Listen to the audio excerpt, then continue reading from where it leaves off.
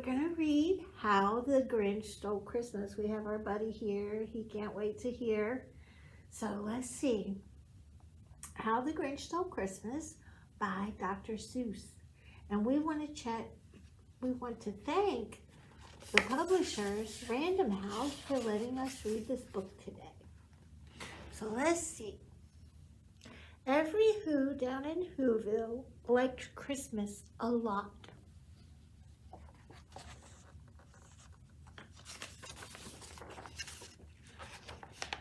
But the Grinch, who lived just north of Whoville, did not.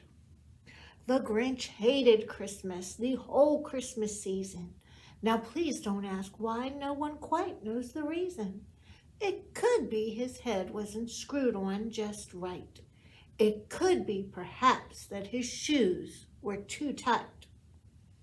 But I think that the most likely reason of all may have been that his heart was 2 sizes too small.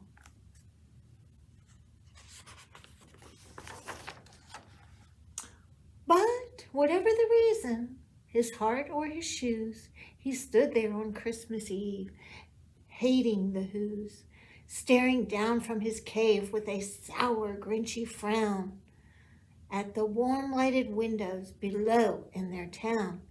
For he knew every Who down in Whoville beneath was busy now hanging a mistletoe wreath. And they're hanging their stockings, he snarled with a sneer. Tomorrow is Christmas, it's practically here. Then he growled with his Grinch fingers nervously drumming. I must find some way to stop Christmas from coming. For tomorrow, he knew, all the Who boys and girls would wake bright and early. They'd rush for their toys, and then, oh, the noise. The noise, noise, noise, noise. That's one thing he hated, the noise, noise, noise, noise. Look at them having all that fun. What's going to happen? Then the Who, young and old, would sit down to a feast, and they'd feast, and they'd feast, and they'd feast, feast, feast, feast. They would feast on Who pudding and rare Who roast beast, which was something the Grinch couldn't stand in the least. They're eating all that good food. And then they do something he liked least of all. Every Who down in Whoville, the tall and the small, would stand close together with Christmas bells ringing. They'd stand hand in hand, and the Whos would start singing. And they'd sing, and they'd sing, and they'd sing, sing, sing, sing. And the more the Grinch thought of this Who Christmas sing, the more the Grinch thought, I must stop this whole thing. Why, for 53 years I've put up with it now. I must stop this Christmas from coming. But how?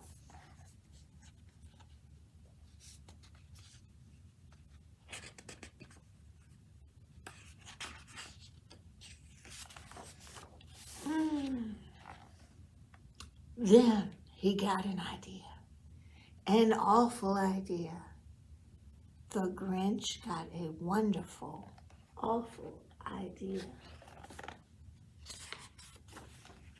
I know just what I'll do, the Grinch laughed in his throat. He made a quick Santa Claus hat and a coat, and he chuckled and clucked. What a great Grinchy trick!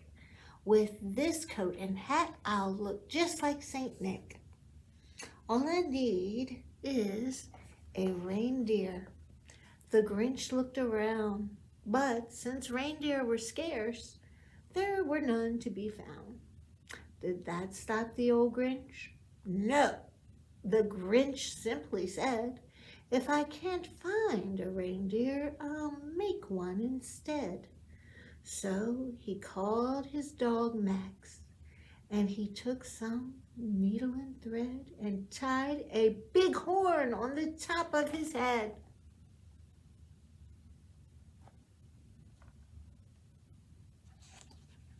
Poor Max.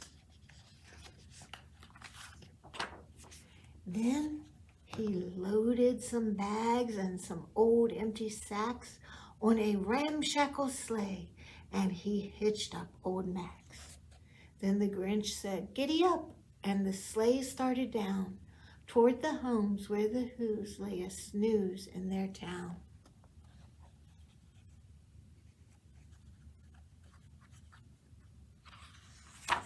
All the windows were dark. Quiet snow filled the air. All the Whos were dreaming sweet dreams without care. When he came to the first little house on the square, "This is number 1 stop," old Grinchy Claus hissed, and he climbed to the roof, empty bags in his fists.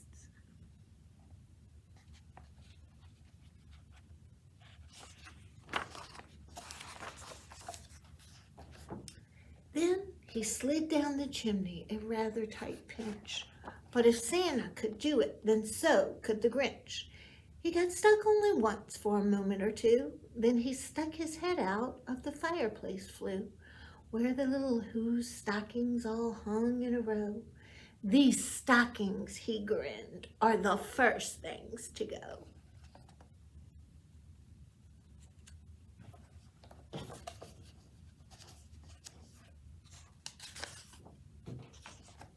Then he slithered and slunk with a smile most unpleasant around the whole room, and he took every present: pop guns and bicycles, roller skates and drums, checkerboards, tricycles, popcorn and plums, and he stuffed them in bags. Then the Grinch very nimbly stuffed all the bags one by one up the chimney.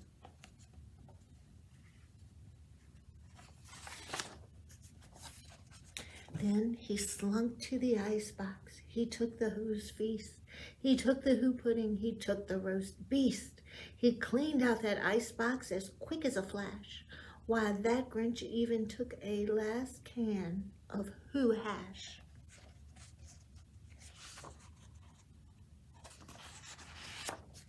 Then he stuffed all the food up the chimney with glee. "Now," grinned the Grinch, "I will stuff up the tree."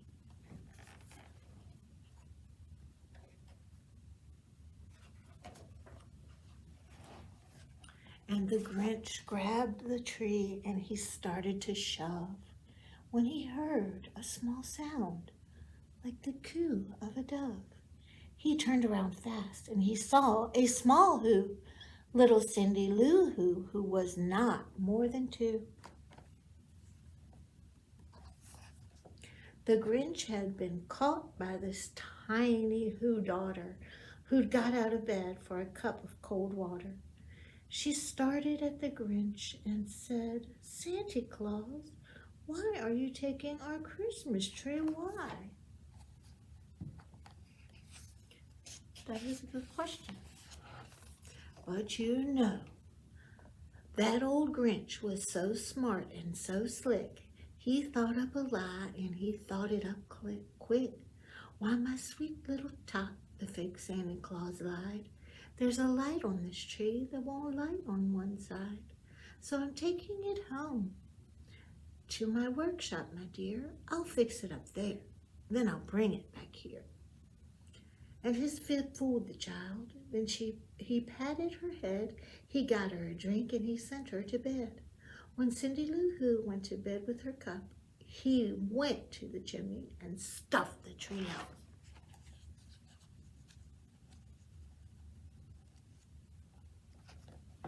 That old Grinch. And the last thing he took was the log for their fire. Then he went up the chimney himself, the old liar. On their walls he left nothing but hooks and some wire, and one speck of food that was left in the house was a crumb that was even too small for a mouse. Look at the mouse. He won't even eat that. Then he did the same thing to the other Who's houses, leaving crumbs much too small for the other Who mouses. See? Poor mouse.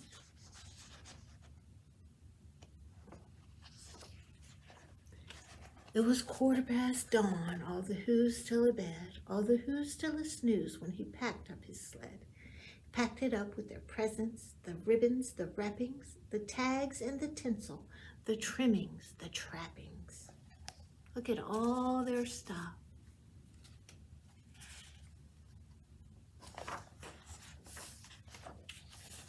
"3,000 feet up the side of Mount Crumpet, he rode with his load to the tip-top to dump it. Pooh-pooh to the Who's, he grinchiously hummed. They're finding out now that no Christmas is coming. They're just waking up, I know just what they'll do. Their mouths will hang open a minute or two. Then the Who's down in Whoville will all cry, boo-hoo." "That's a noise," grinned the Grinch, "that I simply must hear." So he paused, and the Grinch put a hand to his ear. And he did hear a sound rising over the snow. It started in low, then it started to grow.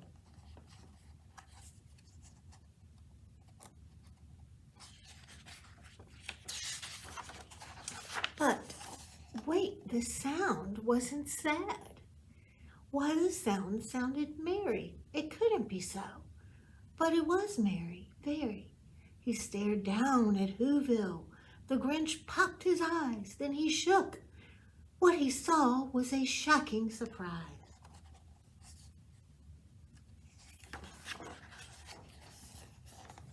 Every Who down in Whoville, the tall and the small, was singing without any presents at all. He hadn't stopped Christmas from coming. It came. Somehow or other, it came just the same.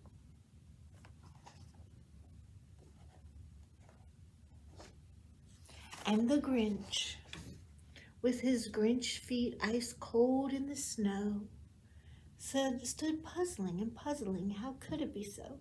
It came without ribbons. It came without tags. It came without packages, boxes, or bags. And he puzzled 3 hours till his puzzler was sore. And then the Grinch thought of something he hadn't before. Maybe Christmas, he thought, doesn't come from a store. Maybe Christmas, perhaps, means a little bit more. And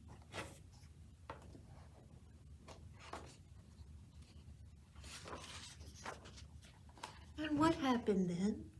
Well, in Whoville they say that the Grinch's small heart grew 3 sizes that day.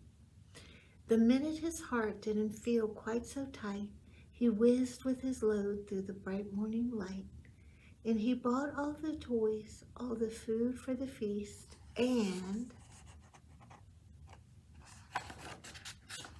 he himself, the Grinch, carved the roast beef. The end.